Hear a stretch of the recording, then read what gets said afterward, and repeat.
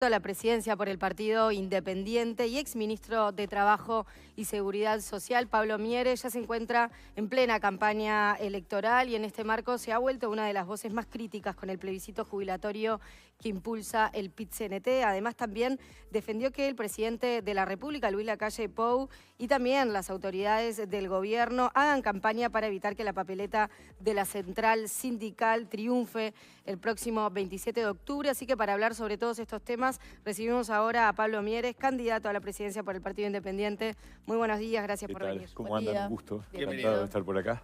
Pablo, si te parece, arrancamos por conocer tu opinión sobre lo que estábamos viendo recién, el tema del spot, de la intervención del presidente con Delgado en el Partido Nacional, pero también algo que habíamos mencionado recién, su intención de participar en la campaña contra el plebiscito. A ver, no hay ninguna duda que el presidente no solo puede, sino que tiene que participar de la campaña del plebiscito, que no es la campaña electoral, porque no tiene, son dos campañas distintas. Acá el PIT-CNT juntó las firmas y va a plebiscitar una ley que es de este gobierno, incluso no solo la ley que es del gobierno, es una política sobre seguridad social. Yo le pedí una reunión al presidente hace un par de semanas, antes de que él saliera así, a plantearle eso justamente, que me parecía que su voz tiene que estar. Él y el gobierno tenían que estar y efectivamente coincidíamos. Él va a elegir las formas y los mecanismos, pero no tengo ninguna duda. Sobre la aparición de la imagen del presidente en el spot de Delgado, tampoco hay ninguna prohibición, porque no es el presidente el que sale a participar de la campaña, no ha ido a ningún acto, ni debería ir, por supuesto, no puede ir. Ahí sí, hay límites. A uno le puede gustar o no gustar, pero es un tema de sensibilidad. Tampoco ahí hay un juego jurídico que esté afectando el spot. Es lógico que aparezca de pronto en alguna imagen como en realidad aparece en ese spot y cada uno sabrá cómo lo hace. A mí, en general, no me gusta porque me parece que hay que cuidar la imagen presidencial de señales que tienen que ver con la campaña, pero también en eso la Constitución es ambigua porque paradójicamente un presidente de la República puede ser candidato al Senado, no al diputados. O sea, ahí la Constitución tiene algunas contradicciones que seguramente surgieron del texto en su momento y hoy están vigentes. Mujica fue candidato al Senado, Jorge Valle más atrás en el tiempo también, siendo presidentes. O sea que estamos bien lejos de una cuestión de afectación de la Constitución. Lo que sí me parece grave es que en el Frente Amplio la libertad de acción que proclamaron para el plebiscito juega para un solo lado. Porque por ahora los únicos que hablan son los que están a favor del sí. Y los que están en contra, calladitos y en voz baja, como el caso de Orsi y Cose, dicen que no van a votar, pero tan callados y tan en voz baja que hay encuestas que dicen que la gente cree que Mujica, Orsi y Cose están a favor del plebiscito.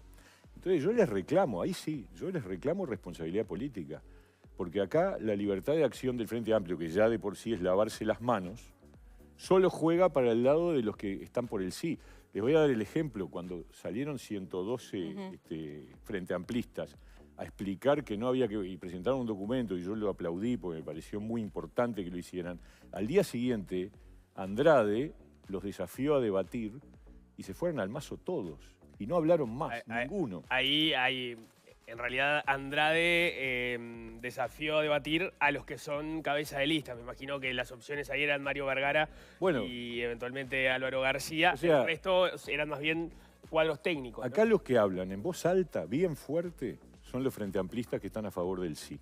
Los que están a favor del no, mutis por el foro. O sea, no hay libertad de acción, no ejercen la libertad de acción. Orsi en las últimas entrevistas llegó a decir que le parecía que las bases programáticas del Frente Amplio y la papeleta no eran combinables. Claro, pero a ver, que haga campaña, porque lo que hay en riesgo es muy grave. Hoy sale una noticia de que estamos empezando a tener problemas de caída de inversiones, de retiro de inversiones en Uruguay por el miedo a que se apruebe el plebiscito. Todos sabemos que es un impacto muy fuerte, negativo para el país en muchos sentidos, mucho más allá de la ley del año pasado. Esto no tiene, digamos, tiene lateralmente que ver con la ley que se votó el año pasado, es en general sobre el sistema de seguridad social y sobre la credibilidad del Uruguay. Entonces, que un candidato a la presidencia de la República, que sabe que esto es malo, se calle la boca en este tema, teniendo libertad de acción en su partido, pero no la ejerce, es gravísimo. La verdad, ¿sabes qué? Yo lo que siento es que la unidad del Frente Amplio está por encima del futuro del país, del bien del país. Y lo mismo en el movimiento sindical. Yo sé que hay sindicatos que están en contra. Lo sé, porque, a ver, en AEBU saben que si se aprueba este plebiscito, la caja bancaria desaparece. Sí, es público, han hablado, claro. Sí, sí. Bueno, yo quiero que hagan campaña, porque también, otra vez, la unidad sindical por encima del bien del país. Me parece que hay un límite para esas cosas. Constanza Moreira, de hecho, en aquel tuit que había publicado en relación al pronunciamiento de los economistas por el no del Frente Amplio, se preguntaba, ¿a quién ayuda este pronunciamiento? ¿Al Frente, al Movimiento Popular? Yo creo que no.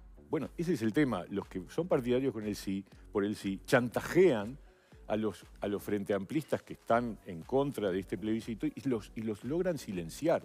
Eso es gravísimo. Ahora, gravísimo. Usted sacaba a colación el tema de las encuestas, como según publicaba Búsqueda, hay frenteamplistas que no tienen claro cuál es la posición respecto de Orsi o Mujica en relación a este tema. Ahora, no es tan fácil traducir una posición pública en intención de voto. Pienso en lo que pasa con la gente que apoya el plebiscito. Es un porcentaje muy alto, ¿no? Y según el discurso de quienes están en contra, las consecuencias pueden ser muy grandes. Entonces, ahí pasó algo. O pasó algo con la reforma de la seguridad social, pasó algo en algún lado, por lo cual el descontento es tan grande que lleva a que haya un porcentaje muy importante de la población que está en contra o que está a favor del plebiscito. Cuán importante, pero lo que pasó es muy sencillo, que lo que le ofrecen a la gente es bueno, bonito y barato. Es un bollo. Es decir, vote, porque mire, con esto se jubila a los 60 y además las jubilaciones más bajas llegan al nivel de salario mínimo nacional. Vender eso es muy fácil. Lo que es la responsabilidad de los políticos, de los que hacemos política por principios, por convicciones, pensando en el bien común, es la obligación de decirle a la gente las consecuencias que genera esto. Porque aparentemente... Pero también es fácil decir que es un puñado de consignas populistas y no ver qué hay detrás de ese malestar también, ¿no? A ver, yo puedo decir, la ley que se votó el año pasado seguramente es perfectible, puede tener defectos, pero fue en la dirección de lo que había que hacer, de lo que decían todos que había que hacer. Danilo Astori, en el periodo pasado, cada vez que iba al Parlamento a la rendición de cuentas y a la discusión presupuestal, mostraba unas gráficas que indicaban hacia dónde se iba el déficit de la seguridad social y nos decía a todos, acá hay que hacer una reforma porque esto cada vez es menos manejable. Y Mujica les decía a los Frente Amplistas, ayer circuló en las redes un video de Mujica hablando en un acto del Frente Amplio diciéndole a la gente, nos tenemos que acostumbrar porque va a haber que trabajar 5 o 6 años más. Porque no dan los números y no hay forma. Eso es lo que decía el Frente Amplio en 2019.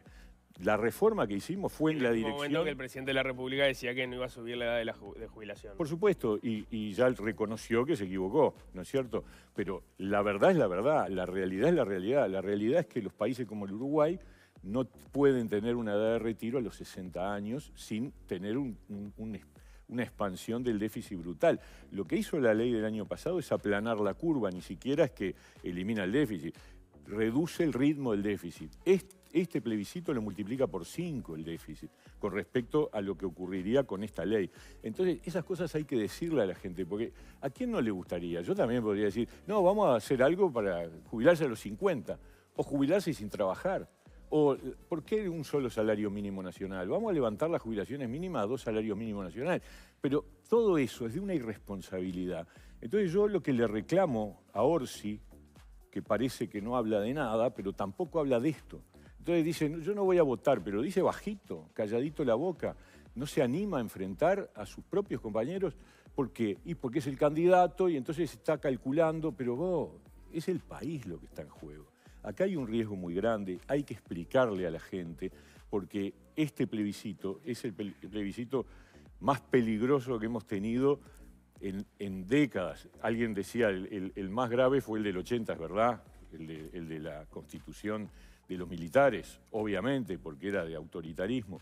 Pero después de ese, este es el más complicado. Ahora, y la gente que estudia y que lo analiza sabe que es así. Y por eso yo le reclamo al Frente Amplio que la libertad de acción no sea solo para un lado, porque hasta ahora ha sido solo para un lado. Yo entiendo tu reflexión vinculada a la postura de Orsi, pero la campaña desde el oficialismo no parece ser tan firme. Porque si vemos una de las voces más fuertes, que sos tú, tampoco es que haya un eco tan grande en una campaña por el no. Y me pregunto si no se está valorando un costo político de que casi la mitad de la población, de acuerdo a las encuestas, capaz que vota por el sí. Bueno. Porque la verdad que no, si sacamos tu voz, digo, lo que se habla del plebiscito responde mucho a la cobertura que hacen los periodistas. Pero fuera de eso, no hay tantos referentes hablando con categoría. Cada uno tiene que asumir su responsabilidad. Está claro que todos los candidatos de la coalición están en contra y lo han dicho. Claro, pero y lo han le criticamos a Orsi que está tibio en este asunto, pero... No, tibio no, mudo. Mudo, bueno. Mudo en este asunto. Pero desde los referentes... Delgado ha hablado, Ojeda ha hablado. Pero Orsi también ha hablado. Orsi ha hablado. Pero hablan cuando le preguntan, ¿no hay una campaña firme y fuerte contra la papeleta por parte del oficialismo? ¿O tú crees que sí? Yo creo que tenemos grados distintos, es cierto eso. Yo puedo hablar por mí. Nadie puede dudar de que estamos echando el resto con este tema por el país. Porque la verdad, si calculás, capaz que es más simpático hacerse el tonto. Pero la verdad, yo creo que esto merece la responsabilidad ciudadana y particularmente de los candidatos. Los que somos candidatos le tenemos que explicar a la gente lo que ocurre con las cosas. Cuando las cosas son simpáticas y cuando no son simpáticas. Es muy simpático decir algo que nosotros levantamos como bandera antes que nadie, reducir la pobreza infantil a la mitad. Ahora varios están en la misma línea, aplaudimos que se sumen, bienvenido sea. Pero también tenés que decir las cosas cuando parece que te está diciendo, mirá, sí, esto me encantaría, pero no se puede. Y no se puede porque vamos a tener un problema muy grave y ese problema muy grave nos va a afectar a todos. Y eso hay que decírselo. Yo siempre he tratado de hacer política así y bueno, asumir que puede haber costos. Incluso fíjate que hay un indicador muy grande, estaba buscando ahora el número exacto, no lo encuentro, pero dentro de los votantes del Partido Nacional, donde su candidato es Delgado y está en contra, hay un altísimo porcentaje que eventualmente muestra disposición a votar el sí. O sea, hay una falta de liderazgo político allí tremenda. Bueno, eso lo tiene que hablar con, si el candidato, pero si el candidato se plantea firmemente en contra del no y un porcentaje alto de su electorado va a votar sí, hay algo que no cierra, ¿no?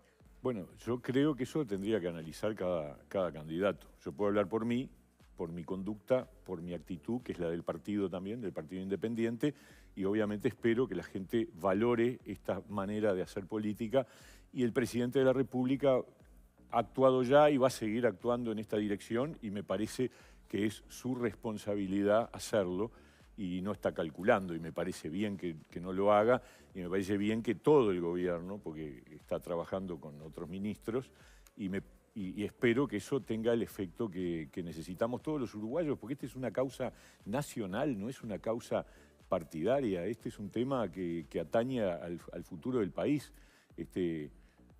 Repito, uno puede discutir si la ley del año pasado es perfecta, seguramente no lo es, habrá cosas para cambiar, el tiempo dirá. Yo creo que es una ley que le puso el pecho a las balas y que va en la dirección correcta, pero puede haber modificaciones, puede haber mejoras. Esto es otra cosa, esto es una bomba de fragmentación sobre todo el sistema de seguridad social y particularmente sobre la credibilidad del Uruguay que ha costado tanto construir, ¿no? Quiero preguntarte justamente sobre este tema del presidente, es la última que me queda de eso, porque está claro, y lo han dicho los constitucionalistas, que el presidente puede salir públicamente a defender una ley de su gobierno sin ninguna restricción, no hay inconstitucionalidad, puede hacerlo. La duda que me queda sobre el tema de la participación en el plebiscito concretamente es que lo que se pone a plebiscitar no es derogar la ley de este gobierno, es otra cosa. Deja sin efecto algunas cuestiones que tiene esta ley, sin duda, pero la propuesta no es derogar la ley. Es decir, si el presidente participa en el plebiscito, no en la defensa, que está claro que puede, en el plebiscito, yo lo que entiendo de lo que dice el numeral 5 del artículo 77 de la Constitución es el presidente y los miembros de la Corte no podrán formar parte de, entre otras cosas, intervenir en ninguna forma de propaganda política de carácter electoral. Y el plebiscito es una forma política de carácter electoral. Entonces, no es de carácter electoral, porque es un plebiscito. Y bueno, pero... Y las elecciones son otra cosa. El electoral es cuando elegís candidatos. Entonces acá hay dos actos... ¿No es electoral? ¿No estás eligiendo una cosa? Bueno, estás votando entre el sí o no, pero estás hablando de una política del gobierno, porque no es solo la ley del año pasado, es la política de seguridad social. Cuando nosotros modificamos la ley, hicimos la reforma de la seguridad social, estabas contemplando la existencia de un régimen mixto, continuando con el régimen mixto. Acá el régimen mixto desaparece porque el tercer componente que está arriba de la mesa es la desaparición del régimen mixto. Las jubilaciones más bajas, de acuerdo a la ley que votamos el año pasado, van a ir subiendo, pero van a ir subiendo gradualmente y de manera sostenible. Y la edad de retiro también, a ver, es falso cuando dice tantas cosas, dicen los partidarios del sí que no son correctas. Dicen, porque queremos bajar la edad a 60 años. En realidad, la edad a 60 años sigue estando para los mayores de 50, recién va a empezar a aplicarse cuando los menores de 50 empiecen a llegar a la edad de 60 y se va a ir corriendo de a un año por generación.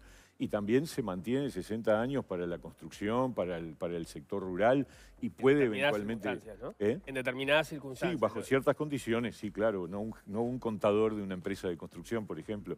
Sí, lo que ha señalado Andrade, por ejemplo, es que las características, por ese tipo de trabajo, las condiciones que se ponen para poder acceder a eso son muy difíciles de alcanzar, que la mayoría de las trayectorias laborales no reúnen esas condiciones, aún siendo...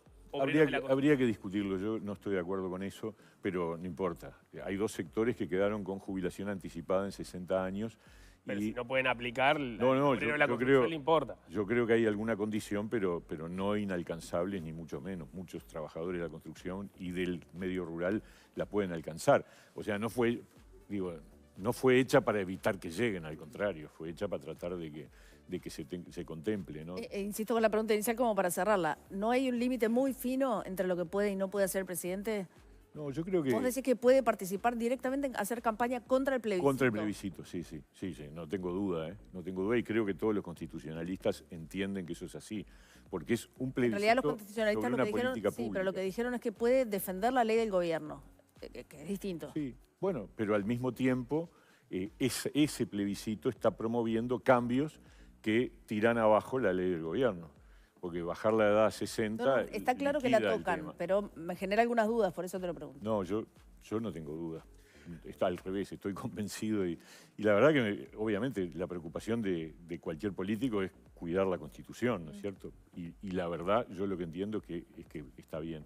Ahora, la intensidad con que se defiende, cada candidato lo hace. Yo quiero estar bien con mi conciencia. Me parece que este es un tema muy relevante para la ciudadanía, para el país, para el futuro, y lo tenés que explicar, porque el mensaje es, como dije al principio, bueno, bonito y barato.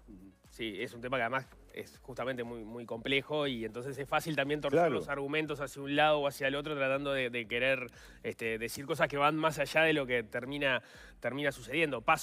Pienso justamente en la discusión sobre la edad de retiro, ¿no? Ahí hay un tema entre si a los 65 ponemos la edad de retiro, hay muchos que van a morir en la orilla, en realidad esos no se iban a poder jubilar a los 60, pero también está la pregunta, bueno, ¿qué pasó con esas trayectorias laborales más pobres, pero que de repente sí se podían jubilar a los 63, por decir algo, y van a tener que seguir trabajando un poco más para llegar al mismo punto en el que podrían haber alcanzado un Pero por eso el cambio de la edad no fue drástico, inmediato, sino muy gradual, para gente que hoy está bastante lejos de llegar a la edad donde se puede retirar, ¿no? Y me parece que eso fue un sentido de sensibilidad y de preocupación de no afectar a gente que está en la orilla para jubilarse. Estamos hablando de que toda persona que el año pasado tenía 50 puede jubilarse a los 60. Ahora, un apunte antes de avanzar, vinculado a lo que decía Paula. Está bien que el presidente salga a defender su ley, eso quedó claro, pero el presidente en los últimos días también habló en contra de la propuesta de diálogo que impulsa el Frente Amplio. ¿Eso no es desdibujar un poco también la línea límite? ¿Cuál propuesta de diálogo?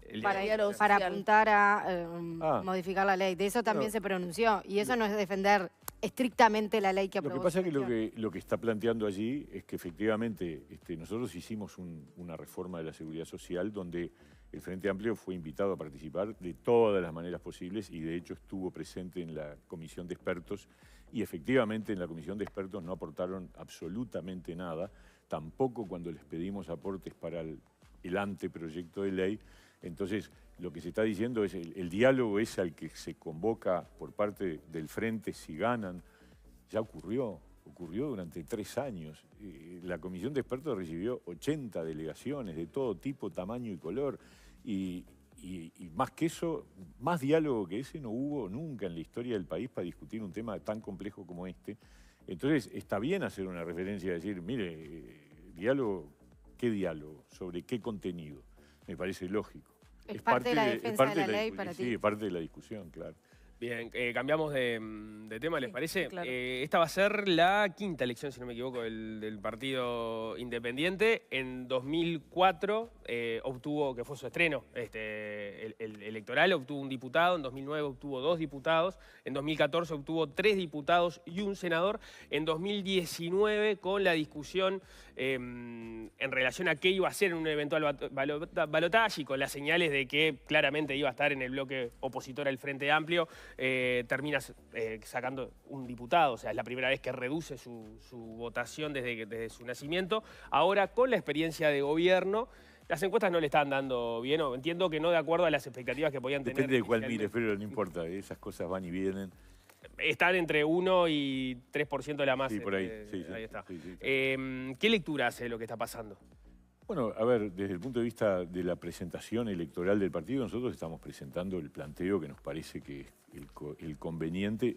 Estamos convencidos de que hicimos una gestión valiosa para el país, que el Ministerio de Trabajo, que fue lo que me tocó a mí representar, ha tenido un resultado positivo, reconocido por todos, inclusive por aquellos que nos miran de pronto con mirada crítica o que están de la vereda enfrente, y que además demostramos que tenemos capacidad de gestión, capacidad de gobierno, y estamos convencidos de que eso, falta un mes todavía, un poco más de un mes, se va a reflejar en el resultado electoral. Estamos convencidos que la gente valora lo que hicimos, que demostramos un partido independiente con capacidad de gestión, con capacidad de gobierno, que lo hemos hecho además sin tachas. No ha habido ninguno de los nuestros que haya tenido ningún problema vinculado con irregularidades. Eso obviamente nadie está garantido, no quiero con eso escupir para arriba, a cualquiera le puede pasar, pero por ahora el partido ha tenido esa característica y también hemos actuado con lealtad, con una actitud de diálogo dentro del gobierno, tironeando cosas,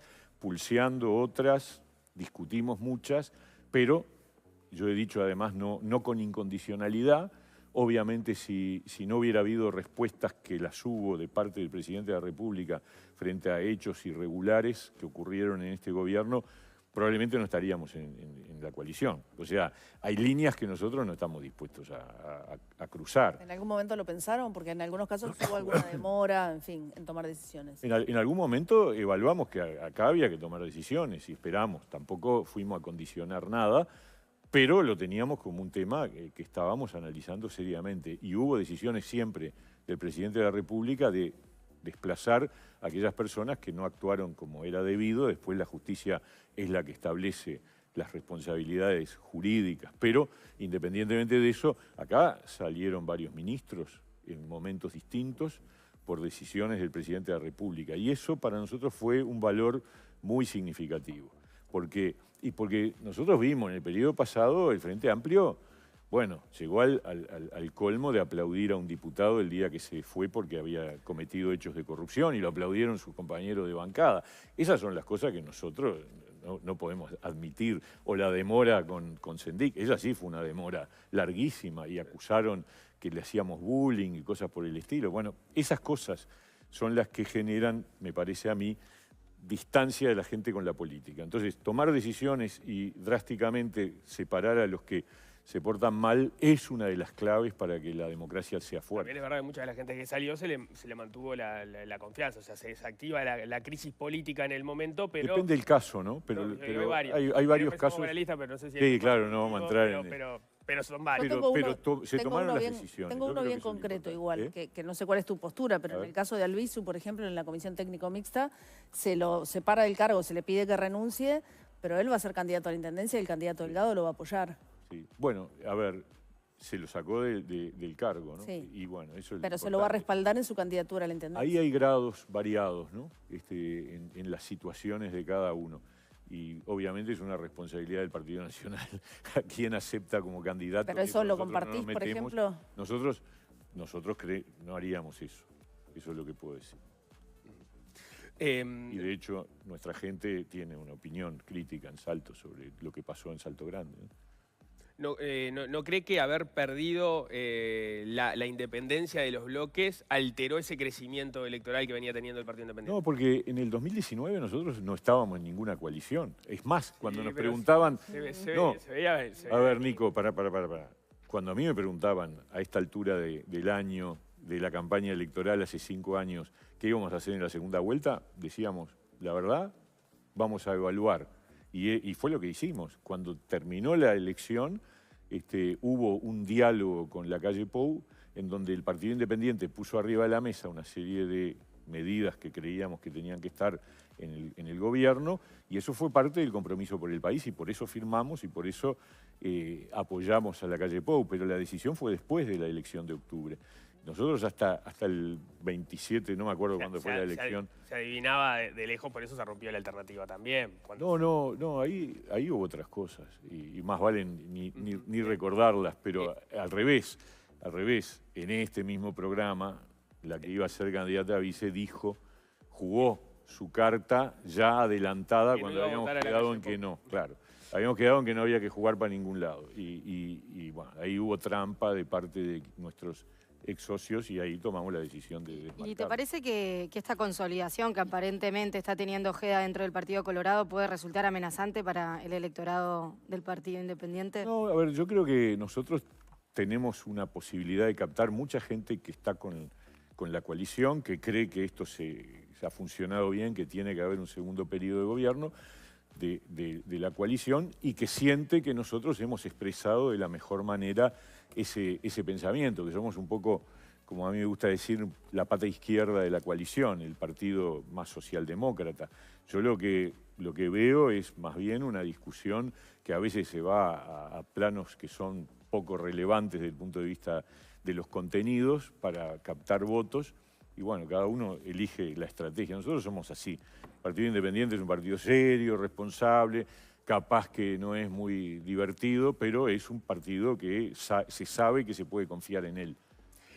A nivel de... Dale, Pablo. No, tenía una pregunta por un proyecto concreto que vos presentaste, Sí, que es importante y no sé en qué nivel está o va a estar, que es esto de que los trabajadores monotributistas tengan un Sí. seguro de paro. Eso surgió a partir de la pandemia. En la pandemia yo noté que había un problema, que es que nosotros podíamos apoyar con marco jurídico serio y cierto a los trabajadores dependientes a través de los seguros de paro que reinventamos, cambiamos, modificamos, bueno, pero lo usamos.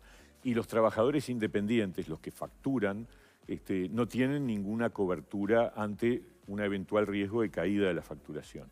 Entonces, ahí mismo estuvimos trabajando sobre la posibilidad de esta idea. No prosperó en ese momento, pero yo la mantuve como un objetivo y el planteo es ese. El planteo es que las personas que facturan, literales monotributistas MIDES, que son alrededor de unas 50.000 personas, puedan tener un subsidio por cese de actividad equivalente a el 50% de la facturación del último año durante 4 meses. ¿Qué es eso? Es generarles el equivalente a un seguro de paro. ¿Cómo? Bueno, obviamente la redacción de la norma tiene que tener los resguardos para que no haya perforaciones, para que nadie se haga el vivo, se aproveche, pero que el trabajador, en realidad es un trabajador por cuenta propia, pueda tener ese subsidio que le permita reordenarse un tiempo con un ingreso menor, igual que el seguro de paro, pero que le pueda permitir rearmarse con algún resguardo, ¿no? Esa es la propuesta. Yo creo que es una propuesta justa. Obviamente puede implicar algún incremento del aporte como unipersonal, pero la idea es que no sea relevante y que sea un mecanismo subsidiado a cargo del Banco de Previsión Social. En su momento lo habíamos estudiado desde el punto de vista de la probabilidad y es un incremento del gasto muy moderado, suponiendo un determinado comportamiento de quienes trabajan como unipersonales. Bien. Pablo Mieres lo liberamos porque se tiene que ir, tiene otro compromiso. Volvemos a conversar en cualquier momento. Muchísimas gracias. Muchas gracias. Hacemos un corte, ya volvemos. Al regreso vamos a estar...